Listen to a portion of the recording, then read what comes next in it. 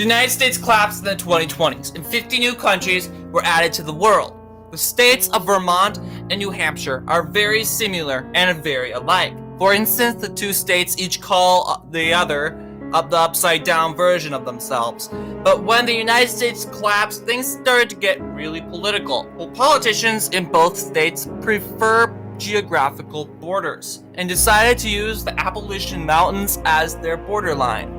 Both states are fully covered with the Appalachian Mountains, which made it hard to draw the border. Then things get confusing. Both sides sent border proposals to the UN to decide the border. Vermont wanted to take western New Hampshire, while New Hampshire wanted to take northeast Vermont.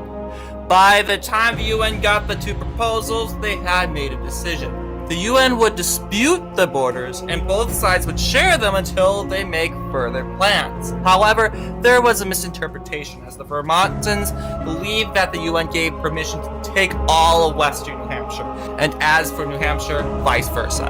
So the two states start to settle in each other's lands, and it gets pretty ugly really quick. Both sides called it an invasion and declared war on the other.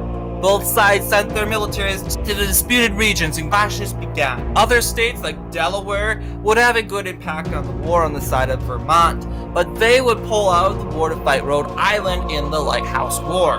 Anyways, New Hampshire hoped to take their desired land in Vermont and then take Montpelier. But the Vermontans securely defended the rest of Vermont, preventing furthermore a New Hampshire advancement.